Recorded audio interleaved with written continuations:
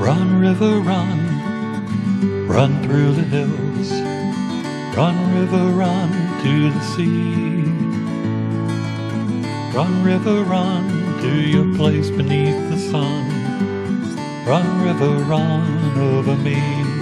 Hi, welcome to Be My Guest. Today we have an author, and his name is James Rourke, and he came in from, what was the town you came in from? From Brooklyn, Connecticut. Brooklyn, Connecticut, not New York City. No. Brooklyn, Connecticut. And it was only about, 40 minutes? 40 minutes, taking the back roads of New England. We have people come here from all over, and even New York City, so It's pretty cool. It is. His book is Out of the Basement. How's that for a title? Thoroughly Engrossing, the Midwest Book Review. Give us an idea what it's about. Well, Out of the Basement is the story of a man who was abused as a child. Yeah. And now he's an adult, and he's striving to move forward in his professional world, but also his personal life. But the anchor of the unresolved trauma from his childhood is weighing him down. He can only go as far forward as his inner world will let him. So the story is a man who goes on the inner journey to hopefully heal so he can enjoy more fully his outer life. That's something. Let me read you the back here. Michael Tanner is a citizen of two worlds. His outer world, as a respected college professor, affords him the opportunity to quietly pursue his joy of learning. His inner world, shaped by childhood abuse, is a prison of shame and pain, where he battles mythological monsters that draw power from his nightmarish memory. Sounds like a darn good case of PTSD. Yeah, there's that pain there, and it's a story of a man who I try to design him as someone who feels like he's done well enough. I'm healed enough. I'm doing pretty well. I got the job as a professional. My life looks pretty good. I got kids, so things are going pretty well for me. But then that next challenge comes, and he's not ready to open up that much to take those extra risks. Sort of like he has been a hermit or an introvert for so long. Yep. Well, which is why even on the back cover where you read, A Quiet Life. Yeah. Like, okay, I've settled to a nice quiet life. Things don't bother me. And a part of the story takes you into his nightmares in that you have these dream sequences where he is hunted by a creature, and he has to do combat with the creature. And a part of all that is actually, if you have the front cover there with that massive door handle. The knocker. Part of the story is that this door shows up in different places, and he has to go through that door in order to confront the memories on the other side and confront the pain on the other side and try to process it more. You know, it almost borders on it's. Was it based on someone's true? I teach a psychology class. Yeah. And so I read about and traumas and things of that nature. So definitely it draws from. So you teach both psychology and history? And philosophy. And philosophy. Yep. I remember. Which college did you go to? I went to Southern Connecticut State University. All right. That might have been one of the ones that they told my parents, have her, what is the word, send her resume or whatever. Yeah. Yeah, well, I ended up at Plymouth, up in New Hampshire, in the White Mountains. Yeah. Yeah, and I thought for sure math was not, but English was my strong suit. I don't know what happened. Maybe I wasn't prepared enough, but I got there, and it was an essay. I thought, oh, this is easy. I did a good one. I thought, I handed it in, and I think he put an F or a D on it. Yeah, so I was stunned. I think I even asked him, what is the problem? What did I do wrong? Mm-hmm. He had no personality and didn't give it.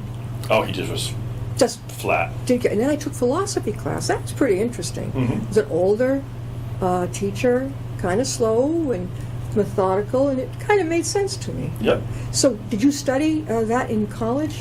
I was a history major in college. Yeah. And then I started taking some psychology classes. Yeah. And that fascinated me. And I contemplated switching to be a psych major. Yeah. And I didn't make that switch. Yeah. But I kept taking psych classes. Yeah. And so I've always had an interest in psychology.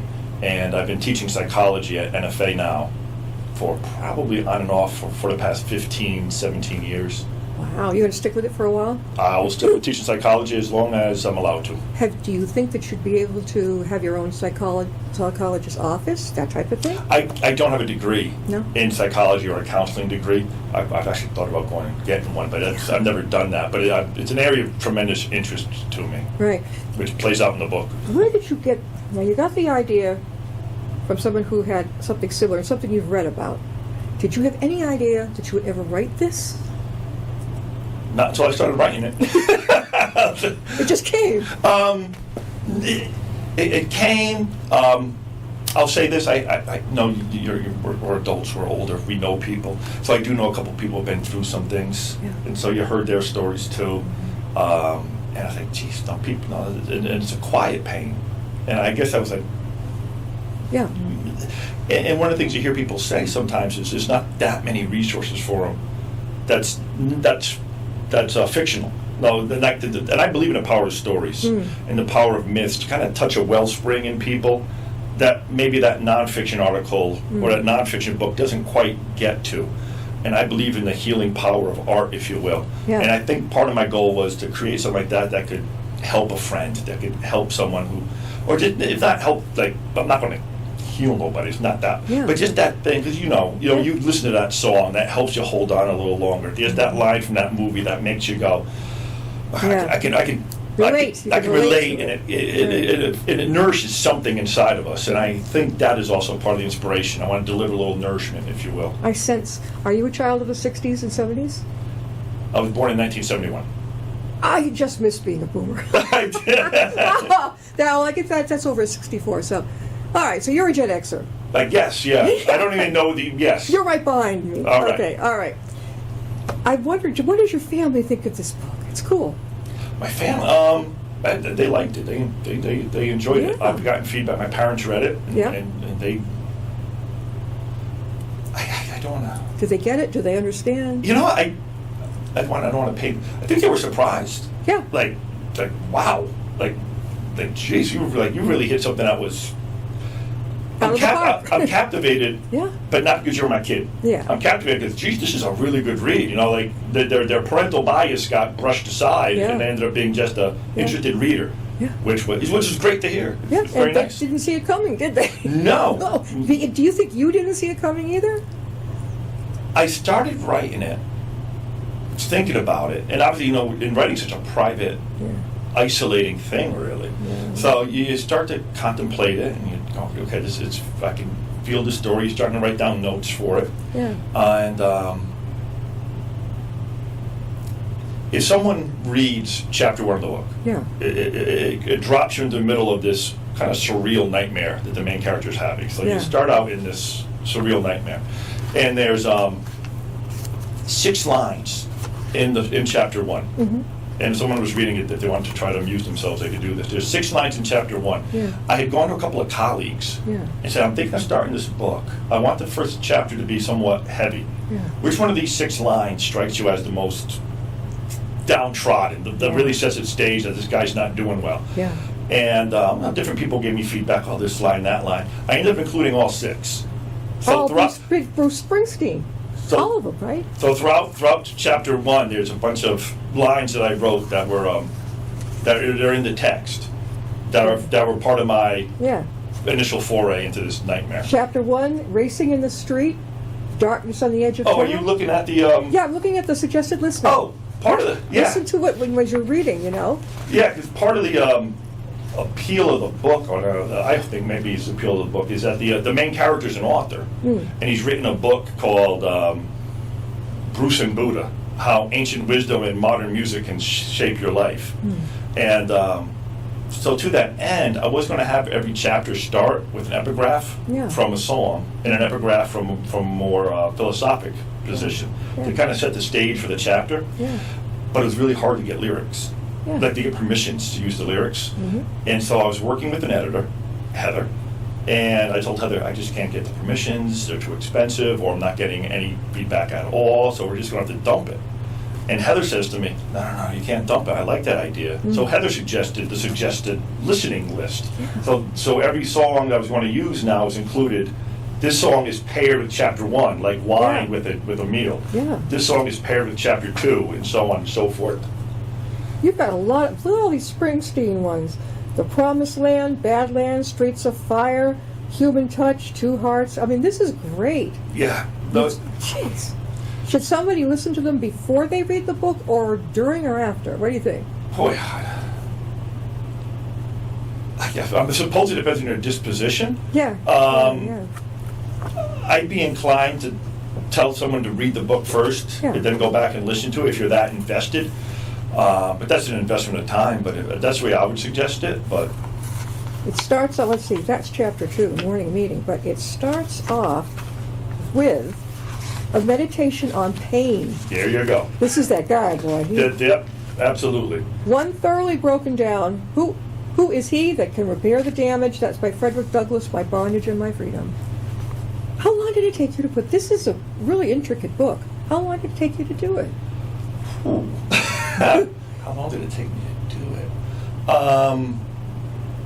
You don't really put a stopwatch on such things, but I'd say at least 2 years. Oh, that's good. At least 2 years, and that's probably being conservative. Yeah.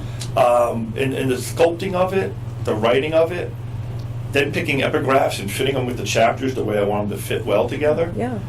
Then I happened to encounter once again this woman Heather, who became my editor, and Heather and I worked on it for a year together. Yeah. And she was fantastic. It was very nice to have a professional editorial eye on it. She did 3 different rounds, 3 different styles of editing on it. Sure.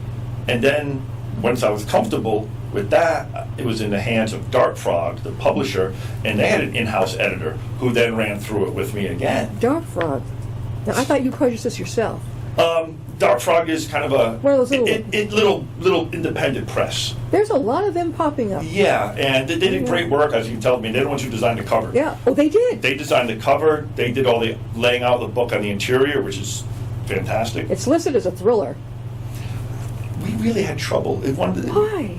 With finding that, because I don't know if it's not a classic psychological thriller. Huh. It's a little bit more, I guess, leans towards a little more towards drama. Yeah. But then you have the nightmares, which are highly Yeah, definitely. thrilling in that regard. So We're talking with James Rourke, and he wrote Out of the Basement. How can they reach you or get your book, James?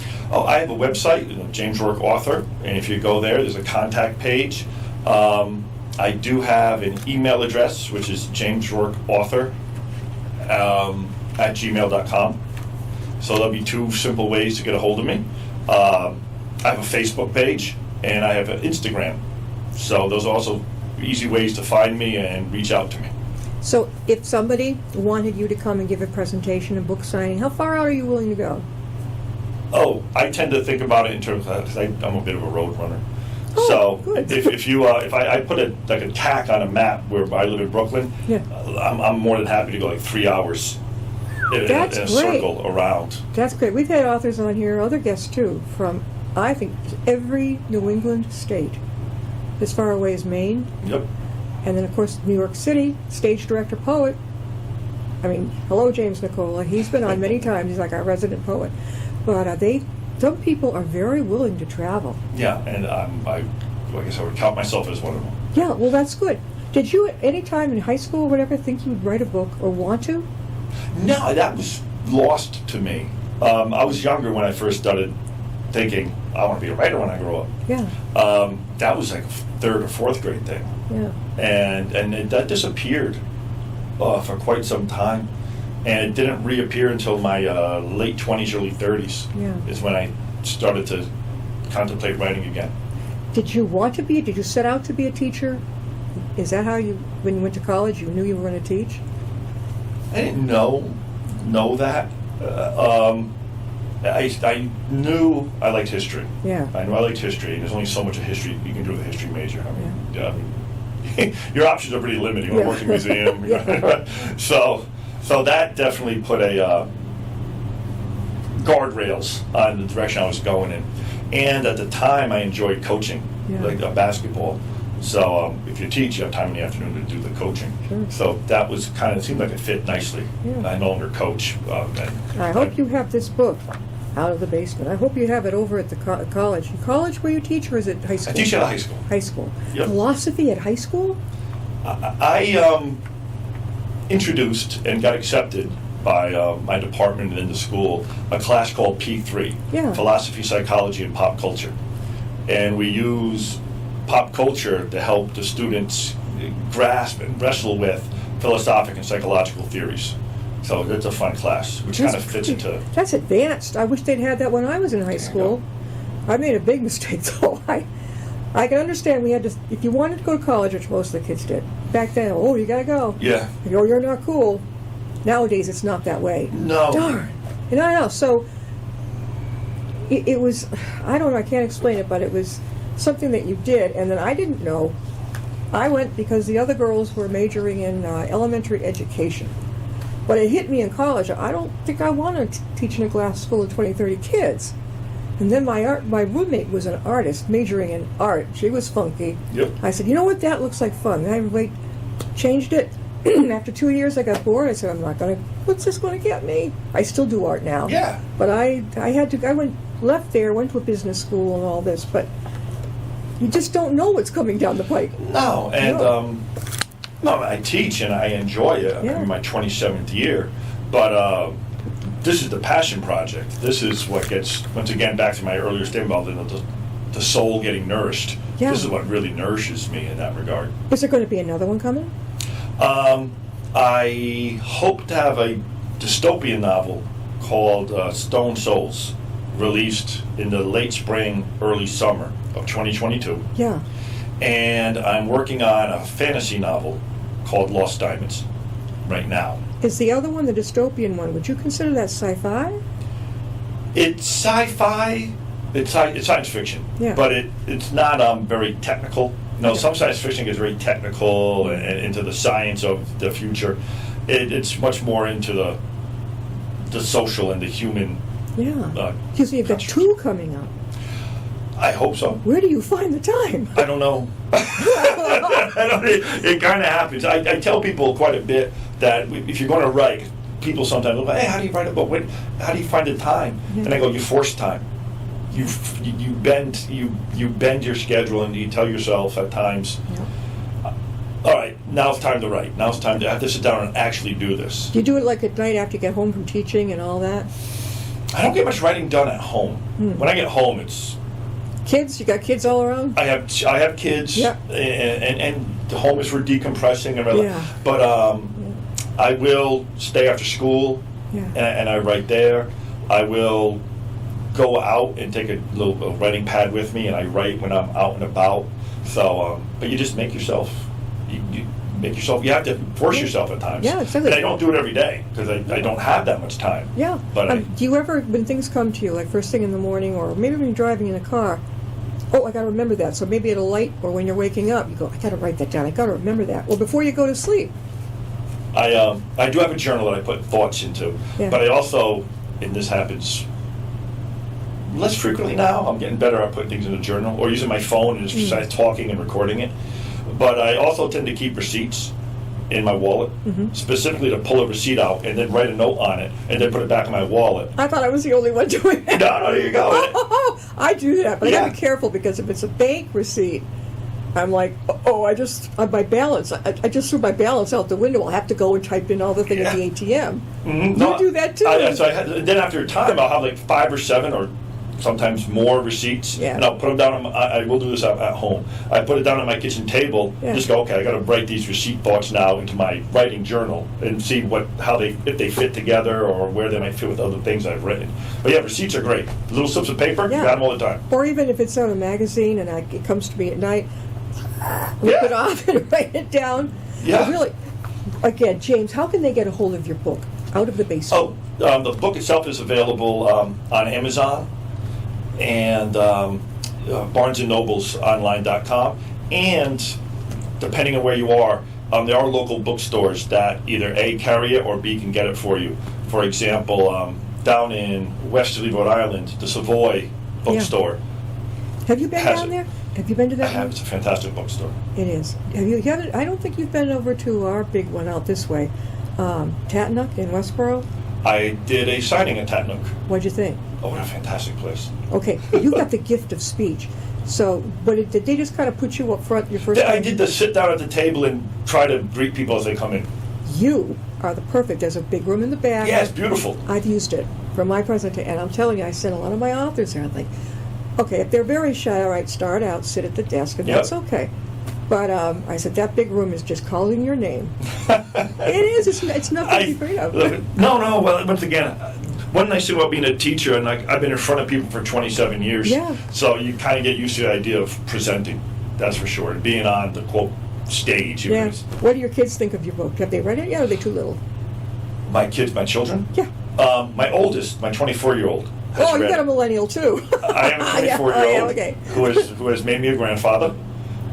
Mine did at 19. There you go. I thought there'd be at least 10 more years. There you go. Enjoy it, though. It's awesome. Yeah, but I said, there's no hurry. Like a lot of mothers and fathers say, oh, come on, we want to see. I said, take your time. Yeah. You know, really, I didn't rush into it myself. No, but... And so you got a millennial, and what else have you got? I got a 24, I got a 22. Another one, yeah. I have a 15-year-old and a 13-year-old.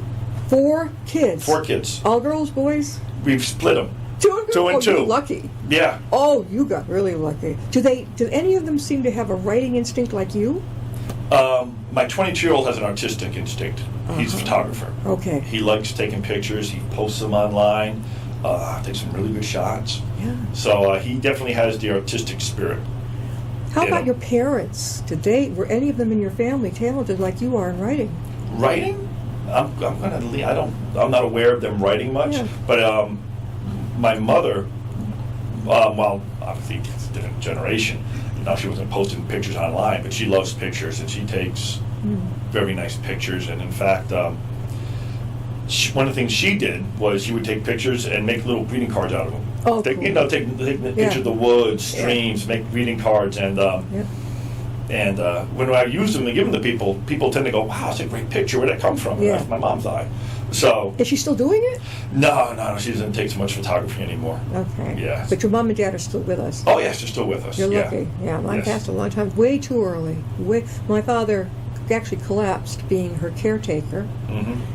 I think had he gone, they had gone to assisted living. Don't worry about the money left, guys. You know, the money's yours. I don't know if they were worried there wouldn't be anything left. Fine.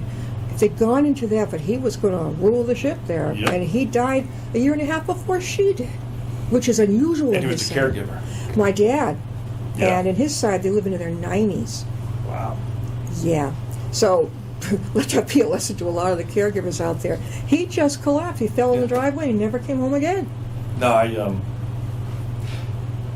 just a short aside, I can remember talking to a friend of mine who was in a caregiver role and Yeah. just checking in because, hey, sometimes a caregiver needs some care too. Yes. You're taking care of yourself. Yeah. I watched my mother almost disintegrate when she was taking care of my father's father. Mm-hmm. And I don't think I went on any friends, but I was right. I later told my father, you made a choice between your father and your wife, and you chose your father. He got mad. Yeah. But years later, he said, Jan was right. I rocked the boat. Someone had to. This beautiful woman, she was only in her 60s, Mm-hmm. or 50s, 60s, and she was just, you could just tell. She wasn't a nurse. Yeah, she was wearing down. Oh, yeah. And I went, no, this has to stop. And it did. And then he was taken to a facility nearby us at home, and that's where he was best. He was very sick. Yeah. Yeah, Mom was. Family is a big deal. Yeah. It really, really is. Do you think that this is something, do your students know about this?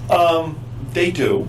In fact, a book club at North Free Academy Yeah, read it, and I went and spoke to them about the book a little bit. yeah. And there's a course at NFA for seniors in the English department called Human Concerns in Literature. Oh. And clearly this has a human concern Yeah. in it with the trauma of abuse. And I did a presentation at both of those classes about the book, and they read passages from the book in preparation for me to go and talk to them.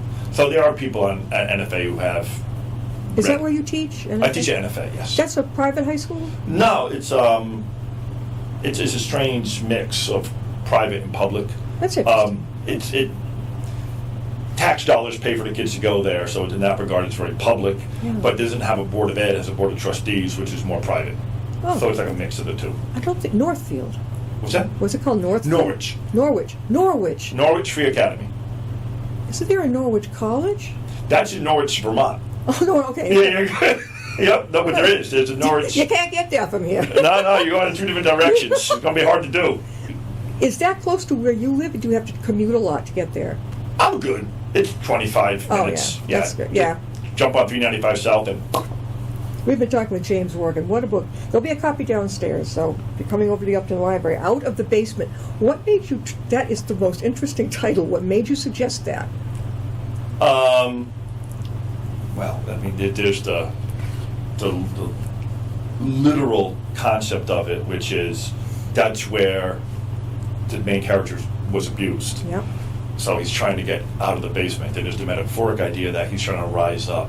And even though he's clearly an adult and he's technically out of the basement, Yeah. part of his emotional structure, part of his psyche is still Yeah. in that basement. And so he's trying to get himself out of the basement. So that came early, like real early. Yeah. I think I had a title before I had much of a. That's like me. I picture a movie, and I've had the title of it for a long time. Mm-hmm. Maybe I should write the book first. I don't really Yeah. know. We're going to wrap it up, Jane. One more time. How can they get a copy of Out of the Basement? Out of the Basement is available on Amazon.com, Barnes and Noble, and can be ordered through almost any local bookstore because it's available on Ingram as a distributor. So you're not scheduled to be appearing anywhere until June? I have 2 appearances scheduled for April and May. Those 2 months in Connecticut libraries.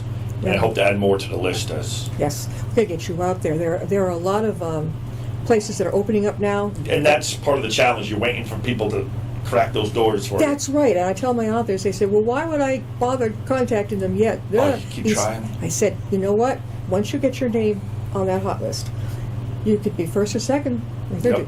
That's the way to do it. Don't give up. Don't give No, up. and part of the game of it all. I don't know if game's the right word, but is you're just going to get rejected. No. You're going to know a lot, or not yet, or we're not, and so you just. Yep. It's not rejection. No, They're, but people feel that way. Yeah. They feel rejected. So Sure. just take it and keep clawing. You got to grind a little I'm bit. noticing it more and more. There are a lot of, well, I know tons of these places. More and more they're opening up. Da da da da da. Yep. All right, we're going to have to wrap it up here. But James, when you get your another 2 books on, you got to let me know. I Get you back will. on. You'll get a quick contact. No problem. We'll be back. Thank you for being with us. Oh, thanks for having me. I really appreciate it. It's always a great opportunity. We'll see you next time and be my guest. Bye.